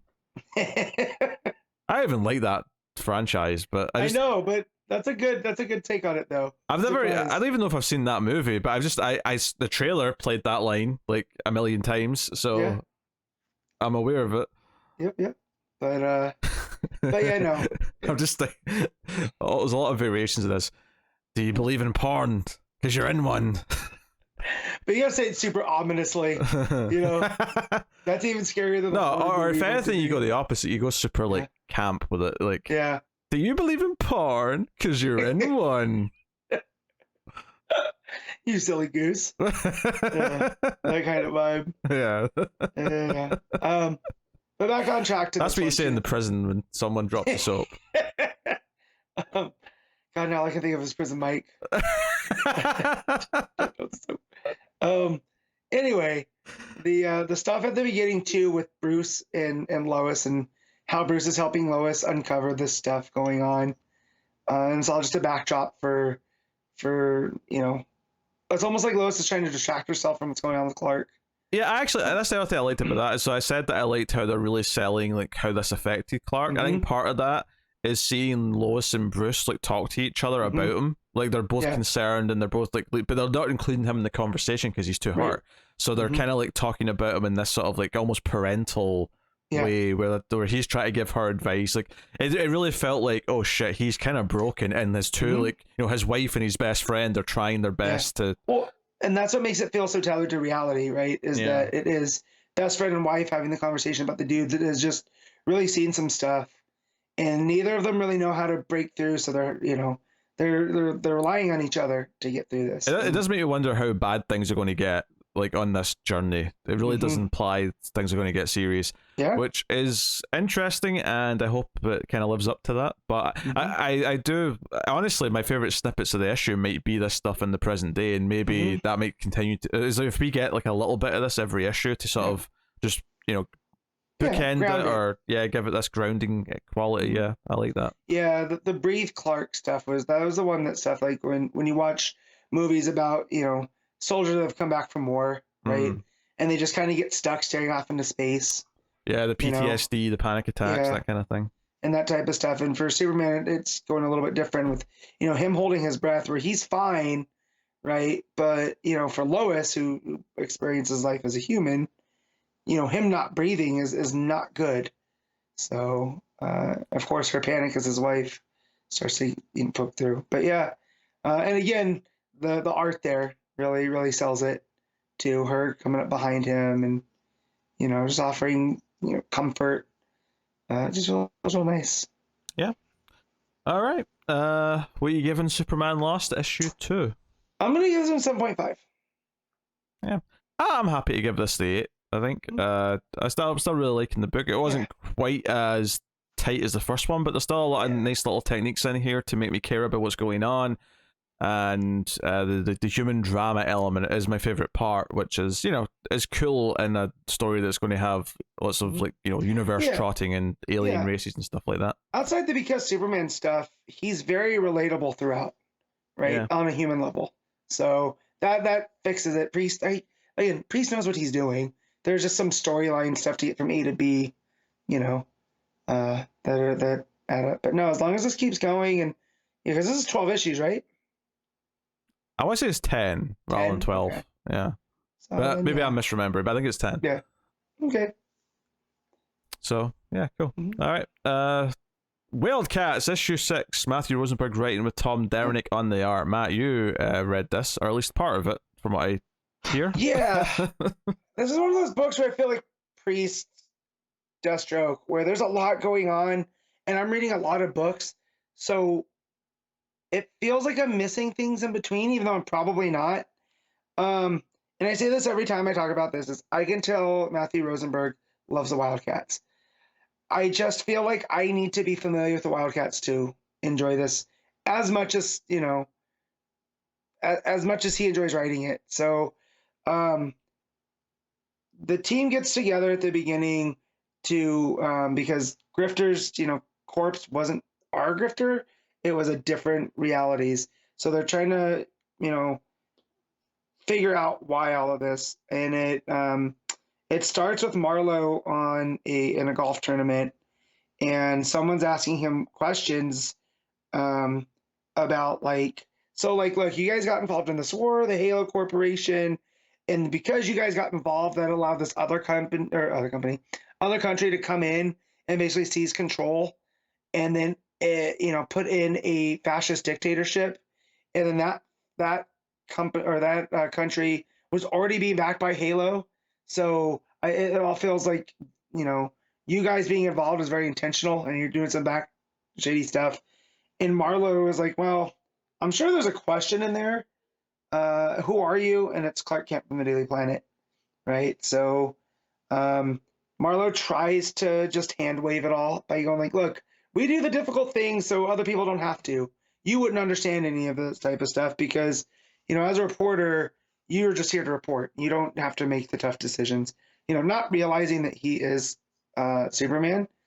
And then he gets upset with his, the guy that's driving his cart. He's like, "Well, who let the Daily Planet here? Like, we're not supposed to have like actual news people here." And then Grifter goes to find Ladytron, who's the cyborg lady that kind of controls them through their nano stuff. And she's at some like BDSM place, watching people, do that type of thing. And Grifter shows up and she's like, "This is weird because I have no more contact with your nanos. It's almost like you have none." And Zealot and the girl Fairchild are meeting up with members of the new team from that the Seven Soldiers, and they end up getting into a fight because where they're showing up, um, is someone has stolen technology from Halo, and they're there to get it back. So when they go in, they start getting shot at, and they find out that it's Toyman on the other side, and that apparently Halo had used some of Toyman's tech to build the Spartan androids, and that he was basically taking his technology back. They saw that as stealing, so they sent the team after him. Um, but Zealot and Fairchild are there just basically to run interference because they've been talking to Ladytron basically through a back channel, and they're trying to figure out why Halo is suddenly sending them on these weird type of missions. Like they hadn't done this before, like why they had burned Grifter. While they're doing that, Grifter's getting into the mainframe because when they killed Cray, Deathblow, I found this out in this issue. Deathblow is almost like a computer program that they plug in. So like Michael Cray is the user of that program, and it stands for Digital Biological Latency Operation System or Operating System, which is known as the Deathblow system, is a parasitic program. So basically, that's how they're able to download him into new bodies, is through this. So when the other team had killed the last Deathblow, Michael Cray, they had put him in this big mainframe and walled it off from everything else. So almost like they're trying to take him off the board. So Grifter's getting in there because Ladytron has found this out, and ends up running into Spartan, who's the big, one of the androids. And they end up getting into a fight, and he picks up Grifter. Looks like he's going to kill him. They talk with Toyman. They're all very confused in all of this stuff. One of the other guys who, I don't know who it is, I think it's supposed to be Savant, starts going after Zealot and calling her Zealot, which she doesn't like, and is just, it's like, we should have expected this from you. You're only in this for yourself. They get into a fight. He goes to shoot her in the head, and she's like, well, you seem like you've forgotten how to count because you're out of bullets. And then she runs him through. And this is the part that I got to, so I'm going to try to make this as I go. They have this team dead to right. So Fairchild's beat Warblade, the guy with the hand, the Freddy Krueger fingers. And then Spartan comes in and takes them out. They find out that was all a ploy by Ladytron and Grifter to get Deathblow, right, Michael Cray, into Spartan's body because he's an android. So as soon as that android had entered that computer mainframe, Grifter is able to download, it into him. So now they have basically an extra body into this. And that's about where I left off. I never went back to finish it. I don't know if I will because it all feels like, I feel like who's ever pulling Halo strings isn't, in WildC.A.T.s, not chronology, but, as the fans would know, I feel like they're being manipulated by someone bigger. And as I'm thumbing through, it looks like Ladytron's talking to the Void, and maybe the Void's behind this. I don't know. But one major highlight, though, is that Batman meets up with Bruce meets up with Clark at a diner, and Clark's like, how'd you know where I would be? He's like, well, because there's only one place with, the best apple pie, and that's in Smallville, and I know you're constantly trying to find it. So I just, I knew you'd be here. And then they talk about, who's behind all of this, because it didn't sit well with Batman that Majestic had claimed to be from Krypton when, Superman would know better. And Superman's like, yeah, no, that guy's definitely a child. I just know from my quick experience with him. So I wish I had finished this to give a proper review, but I put it down last night and I was just like, I'll talk about up to this part that I read, because I did like the stuff with Deathblow and Grifter and, not being able to feel the nano things anymore. So I'm sure there's been a switch of some kind. And I'm sure, I'm not that well versed in WildC.A.T.s, but whoever they usually end up against, I'm sure, is now in control. Because Marlo also feels very self-serving and not, part of this hero type group. So if I had to rate it, because the art's still Segovia, it's still, feels like Wildstorm of the era. So it's pretty well. The action sequences are well handled. Like the fight between Savant and I think it's Savant anyways, and Zealot is pretty good.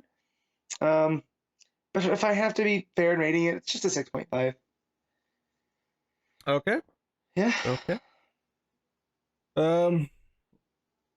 Yeah.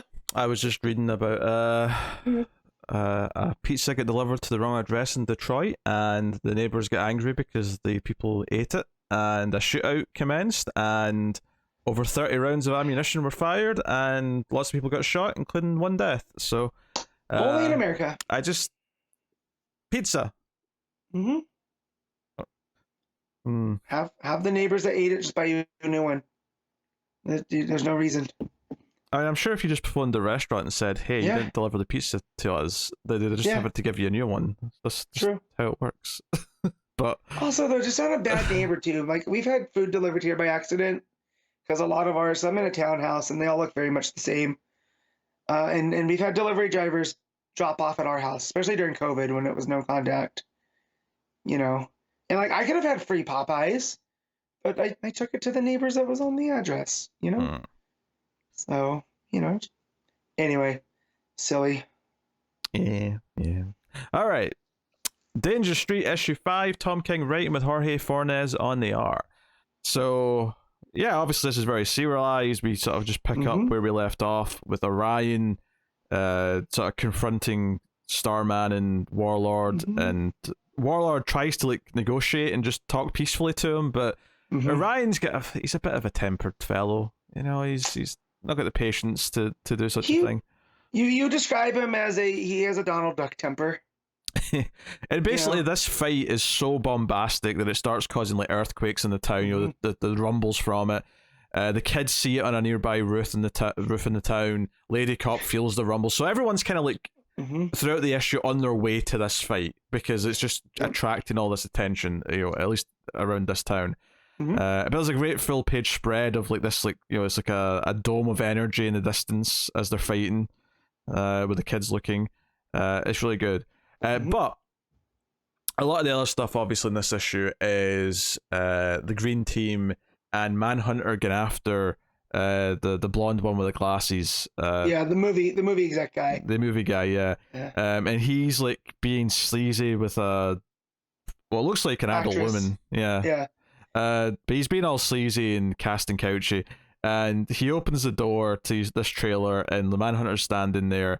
But something interesting happens here is that the kid starts begging for his life. Says, "I can give you money, I can give you power. Do you want to be in a movie? I can do all these things for you."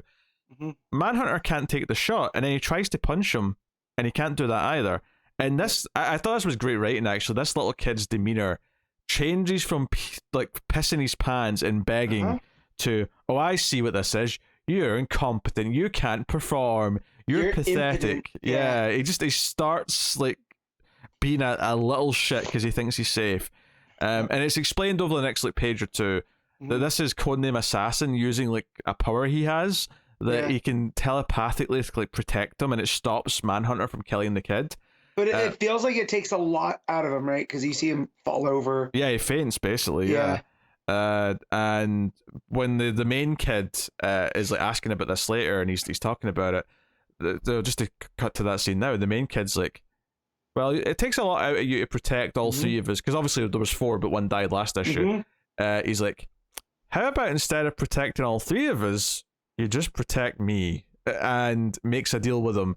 And so we get like a great payoff to this later in the issue, where this blonde movie kid is like, "Oh, you're here again," talking to Manhunter, and he starts like trash talking, and Manhunter just grabs his throat and strangles him to death. And it's actually really satisfying because this kid is so unlikable and such a little prick that you cheer. Yeah, like you're on board. You're like, "Yes, go for it, Manhunter." Like we're into it.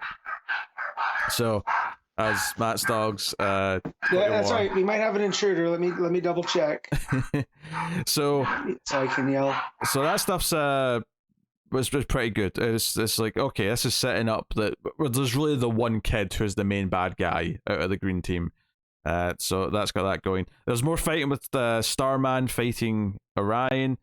Starman is obviously trying to because he wants the kid to try and save him because he feels he's guilt and he wants to redemption for what he did. He wants to fix what he did. He's kind of desperate. And Orion wants the kid's body for, High Father and shit.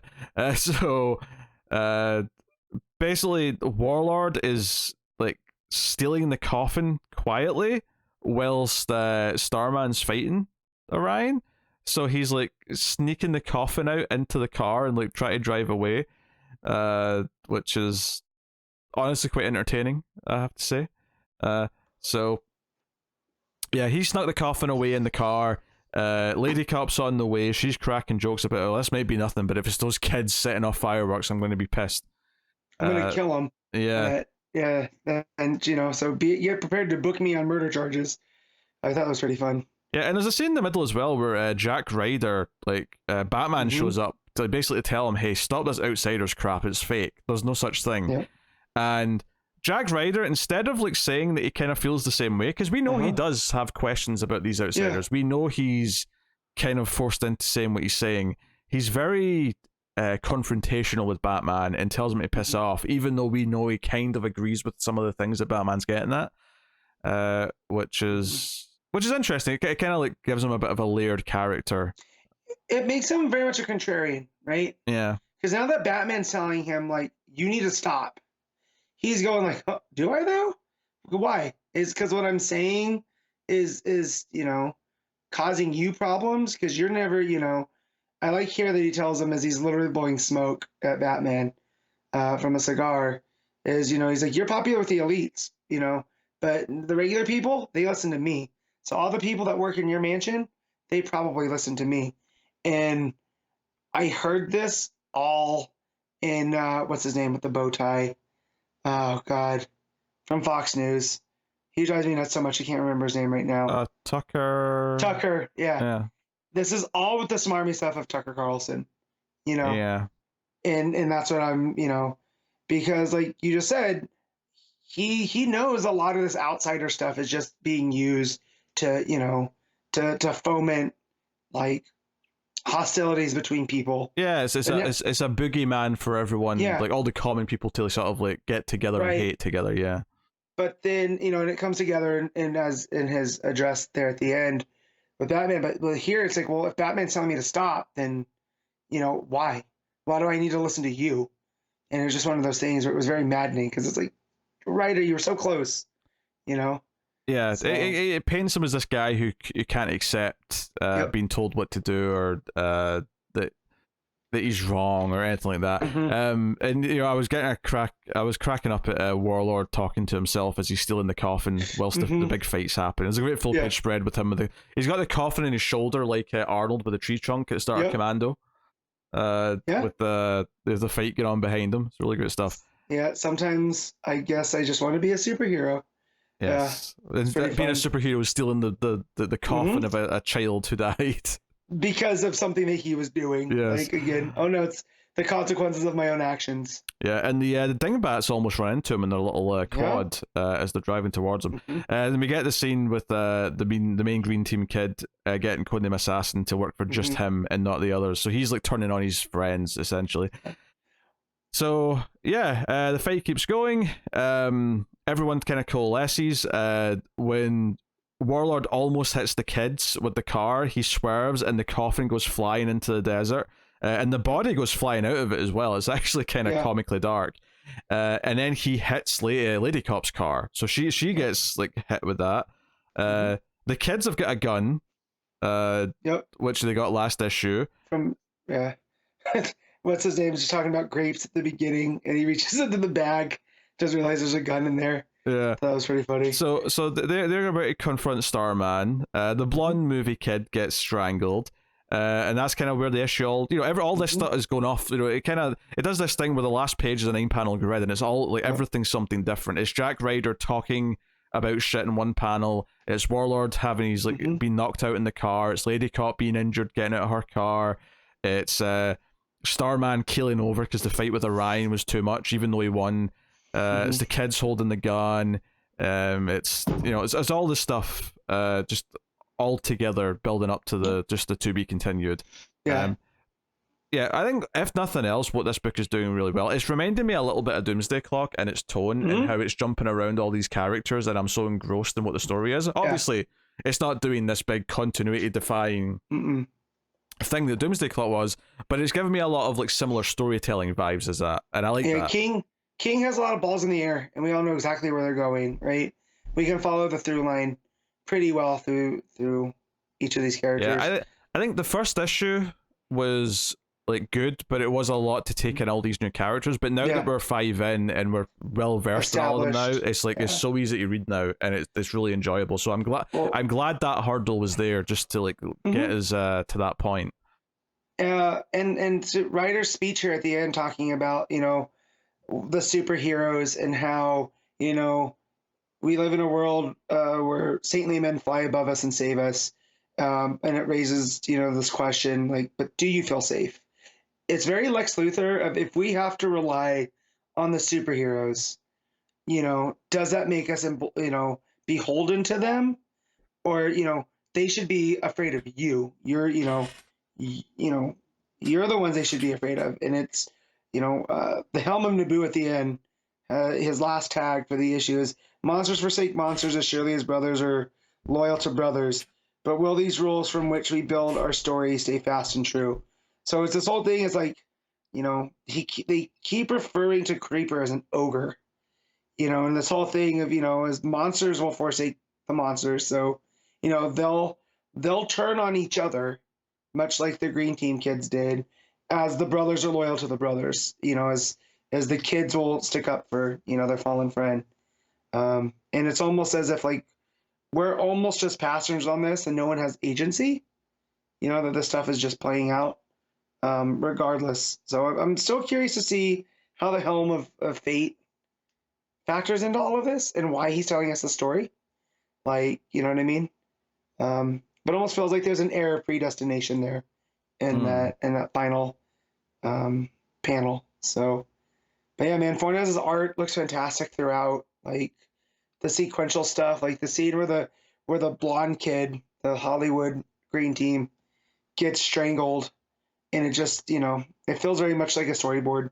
Yeah. So you can just, feel it. So. The sequentials are so strong. It's full of these moments where you can sort of see the beats of the scene kind of like playing out, and it makes moments like the strangling entertaining, or even the earlier scene with him where his demeanor changes. Like and that a lot of that is in the art. It's not just the dialogue. It's his facial expression changes to like arrogance after he was sniveling and begging for his life. Like that stuff is really good. And then on top of that, you've got all the like it's juggling all these characters who all sort of bring their own tones with them. So you cut to like the little joke bit with Lady Cop where she's talking to the other cop on the phone and it's like, I'll kill those kids, don't bother looking for the evidence. Kind of thing, and it's all just very light and jovial, but then you've got the really serious dark stuff with these kids putting themselves in danger and all the rest of it. Well, and then that fight between Orion and Starman too, it feels like a Clash of the Titans. Yeah, that's kind of your comic booky thing, and I kind of love that it literally happens in the background for the most part. Like Warlord's actually just walking away from it, and you just kind of see it happening in the background. I kind of dig that. Also, you talked about the Warlord panel, which I really liked with him in the coffin. But also where the kid comes out of his trailer and Manhunter's just there, holding a gun. Like, here's this world-class assassin, right? But at the end of the day, he's just holding a pistol on this kid. And it almost makes it more scary, right? Than like something with a superhero, than him having like a laser gun or something. And there's also like dead bodies, like you can just see around him. On the floor. Like his security. So again, it hits with that predestination kind of vibe going through it, but it does feel like the whole thing's kind of like going to some sort of tragedy before there's a happier outcome that I expect could happen. Maybe they'll resurrect the kid somehow. Or maybe sometimes dead is better. Yeah, right? Maybe the harsh lesson is there's no easy way to fix your big mistakes. You have to accept that this is the consequence of what you did.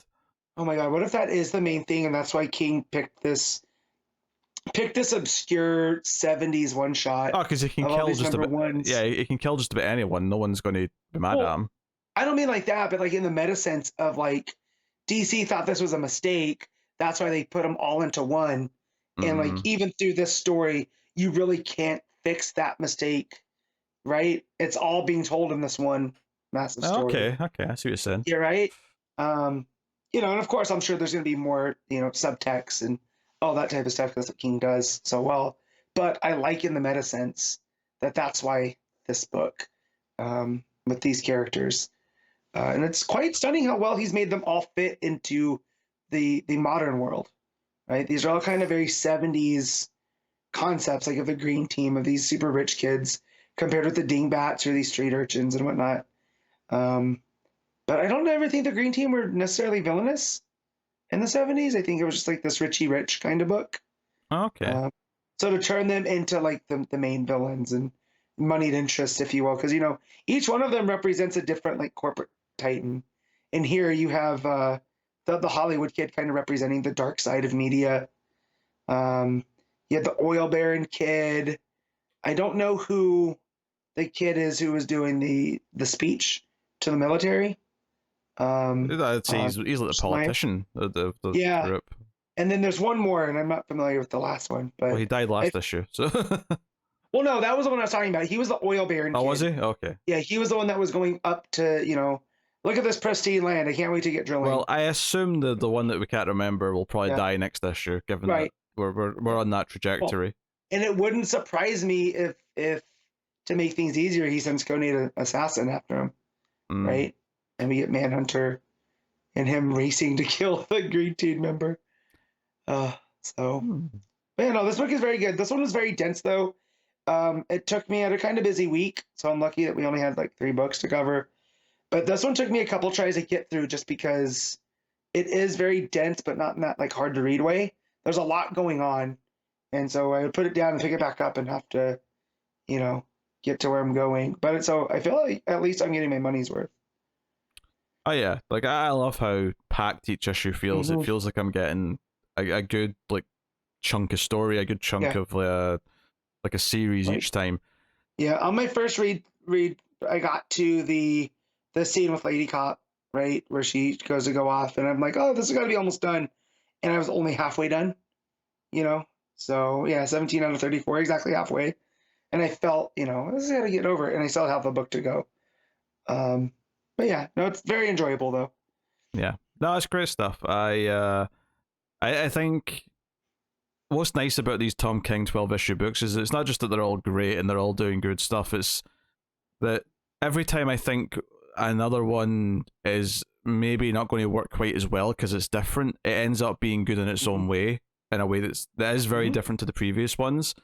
So I have nothing but praise for it, basically. But looking forward to issue 6. What are you rating Danger Street issue 5, Matt? I'm giving this an 8.5. Yeah, I think 8.5 sounds about right. So that's what I'll go with too.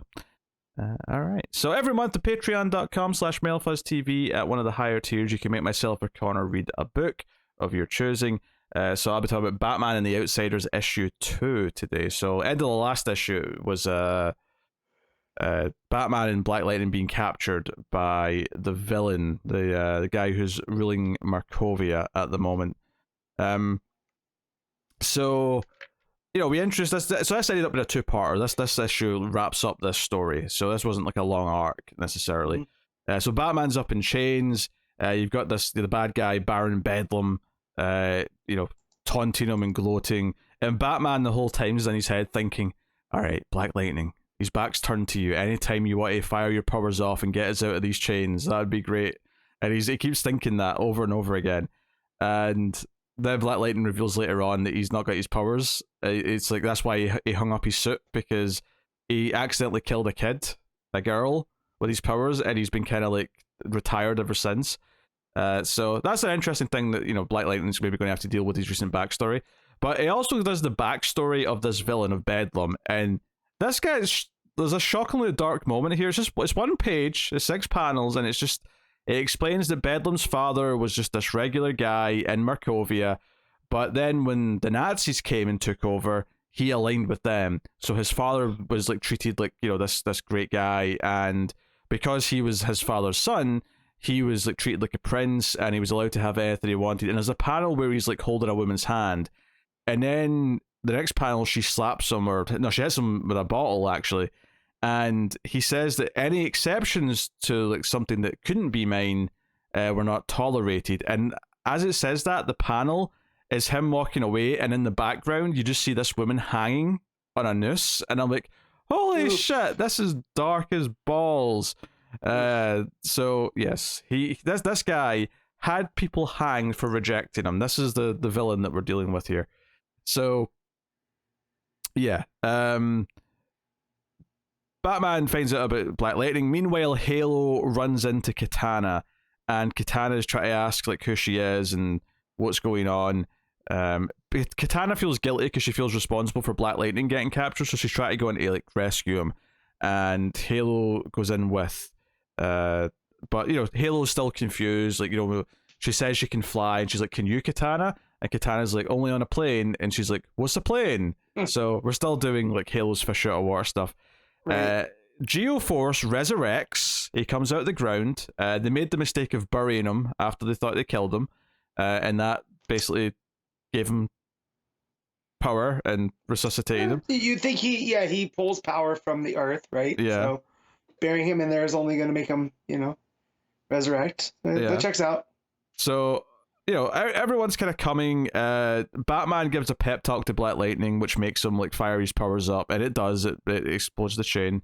But the main thing that he's doing though is that Metamorpho is like sitting there like on parts, unconscious on the ground, and he's like, basically Batman's telling Black Lightning, there's a full page spread here when he fires off his blast. He's like, resuscitate him with electricity. Do it.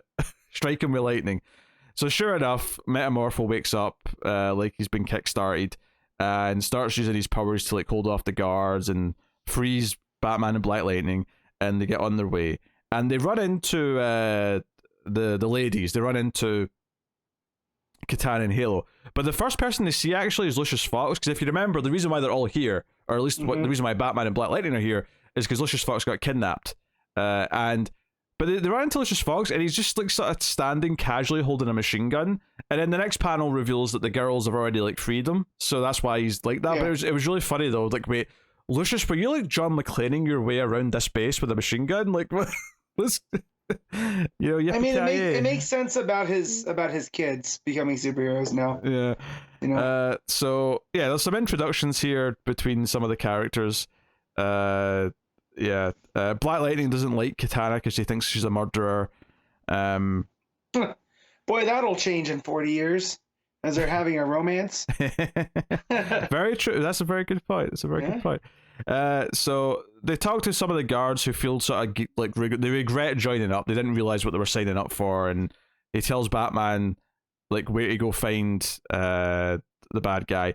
And as they're on their way, Batman's like with this team. Everyone but Geoforce has not joined up with them yet, and Batman's like thinking, you know, this group, they've got promise. Like, maybe, like, I don't want to be in another Justice League, but maybe I could train these young people. This feels like when the Justice League was good before too many rules get in the way of the cause. So he's having his ideas. But that asshole Bedlam, you'll never guess what he's doing. He's blasted himself with the same science that Jace made that gave Geoforce his powers.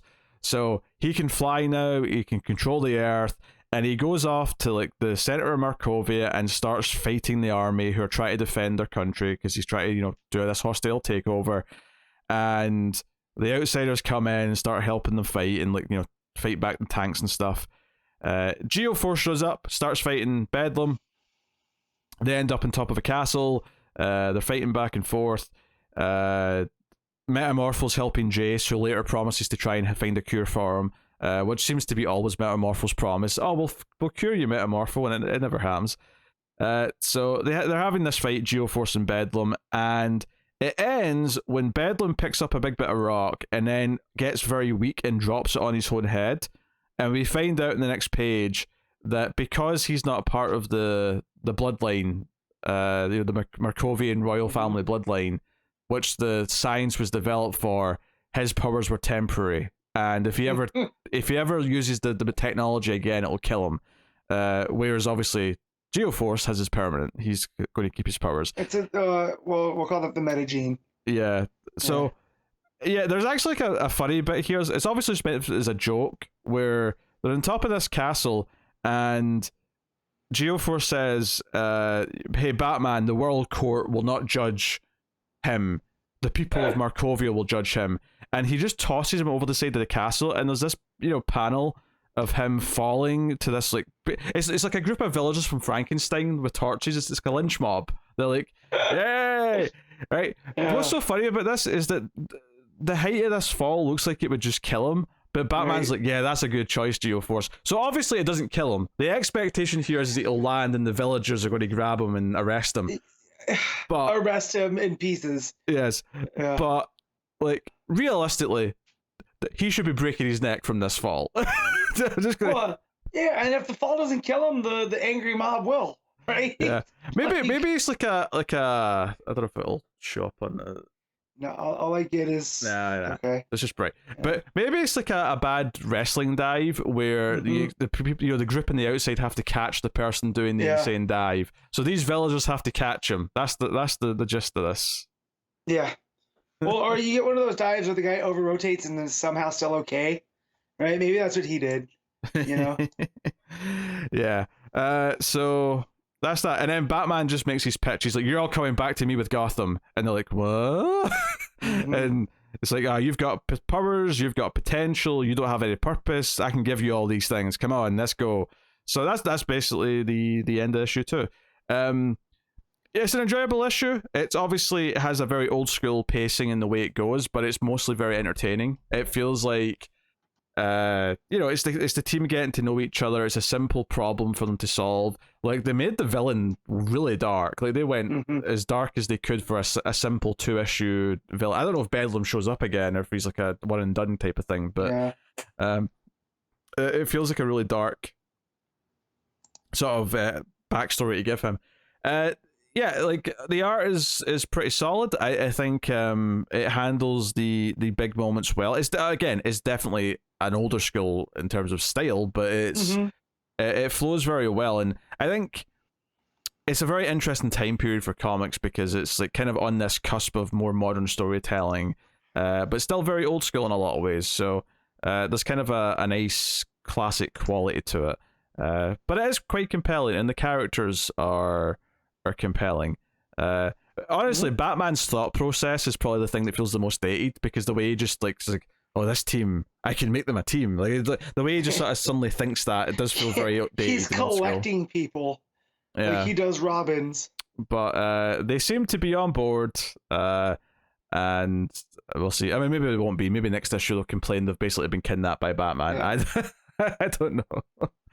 But I had a good time. I think they give me a villain that was easy to hate, and it was easy to want to see him be toppled. And I do appreciate that they did introduce this idea that Black Lightning's guilty because he accidentally killed someone, and that he has a problem with Katana killing people. So I like that it's already introduced like a moral conflict that they can debate. And we know where Batman stands on this stuff as well. So it'll be interesting to see how they bring that up more as the series continues. As it goes. But so that's Batman The Outsiders issue 2. I will, I'll give that. Yeah, it's kind of weird rating these old issues some way, but I did really enjoy reading it, so I think I'm probably going to give it the 8. But it's obviously it's different from a modern 8 in a lot of ways. So yeah, there you go. So that'll take us out of the part of the show where we pick our favorite stuff of the week, favorite panel/moment, favorite cover, favorite art, and our top 5 or top 2, as the case may be, in a week like this. Top 3. Yeah. You didn't finish the third one though. I don't know if you can count that one. No, I still rated it though, so it's gonna be 3. Okay. I'm gonna tell you. All right, panel/moment. Matt, what you got? Do I want to go Superman or do I want to go Danger Street? I'll go from Danger Street. I just like the collision of Starman and Orion. That was a really cool looking panel. So, that'll be mine. Yeah, I'm going to go with that little ship being choked to death. Yeah. I really was enjoying and entertained by that page. Cover of the week. Not a lot to pick, obviously, because there's not many books. I will go with there's only one option. Yeah, I'm going with the Lee Weeks variant for Superman Lost issue 2. Oh man, you're not going with the Tom King Danger Street? did you look at it? I mean, I did. It's funny. I'll give you that. I love how Lady Cop has a police hat, and it's noted. And he's got a street with danger written on it, so you know. It's a Lee Week Superman. Like it's very good. Yeah. I'll just change the options on this website, hon. Right. So best art of the week. I mean, it's Danger Street. Fornés. Right? Yeah, it's Danger Street. And then ranking the books, Matt, go. Number 1, Danger Street. 2, Superman Lost. 3, WildC.A.T.s. Yep, number 1, Danger Street. Number 2, Superman Lost. Easy peasy. Boom, boom. I liked both books, though, so it wasn't a bad week, but it was just a very quiet week. I mean, there's a point that separated them from me, right? 8.5 versus 7.5. That's a really good showing. Yeah. I do love reading comics from the 80s, though. It's kind of a blank spot where I've not read that many of them, so it's really nice reading that series from then. Yeah. So, very cool. All right, next week, what are DC coming out? Hopefully more than 3 books. There's a lot more than 3. Gazoon tight. Oh, that was a big one. So coming next week from DC Comics, we have Nightwing issue 103, The Flash 797, Batman Superman World's Finest issue 14, Wonder Woman 798, Superman issue 3, Catwoman 54, Batgirls issue 17, Deceased War of the Undead Gods issue 8, that's the final issue of that. We have Superboy The Man of Tomorrow issue 1, so start of that Connor Kent miniseries. Black Adam issue 10. We have DC Silent Tales issue 1 to round out the week. So, yeah, much healthier week. Good half dozen at least for me in there. So, good. So, yeah, 4, 5, 6, 7. I'll get 7 books next week. Nice. So, cool. Oh, boy. Very excited for The Flash. It's probably my most anticipated book. And I know, we got Superman, we got World's Finest, but this is Ace babysitting Jay and Irie. That does sound like a lot of fun. It's called Misadventures in Babysitting. So I'm here for that one. Okay. Also, I thought Green Lantern was out this week. I saw a lot of people, talking about Green Lantern and how you get they're doing the rings again. I don't see it on this list. No, it's not. But Jeremy Adams, tweeted, I hope I get one. Which is very funny to me. Green Arrow's the week after. I don't see Green Lantern on that week either, though. So. Wow. I'm literally just going week to week till I find this Green Lantern issue 1. It's on May 9th. It's the second week in May. Oh, week 2. Gotcha. Great. So there'll be another book with Danger Street and Superman Lost. We have Justice Society that week, too. Yeah.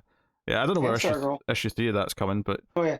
So guys, I don't want to, crap in your cornflakes, but there'll probably be no low energy WildC.A.T.s review that week. So. Oh, I'm sure everyone was waiting with bated breath. We also have Spirit World #1 that week too. That's a pretty healthy. Yeah, week 2 is not that bad next. Pretty healthy week 2 next month. Yeah, that's not bad. Yeah, cool. Yeah. All right, there you go. That's what's coming next week, though. Was the previous list, and let us know what you thought of this week's comics in the comments on YouTube or on Twitter at DC Comics Podcast. We like to hear it. Join the Discord, all that stuff. If you want to support the show financially and all the content that we make at MailFuzz Movies and MailFuzz TV, you can do that over at patreon.com/MailFuzzTV and get some bonus content for your trouble. For this show specifically, you get early access whenever it's ready on the Saturday night. It's usually late in the night, depending on your time zone, but you get it a bit earlier than everyone else if that's of interest. But thank you very much for joining us. We will see you next time. Also, I'll thank our Patreon producers before we wrap up. So thank you very much to Tyler Hess, Cindy Palacios, David Sharp, Bordenau, Christopher Moy, David Brown, and Al Treisman.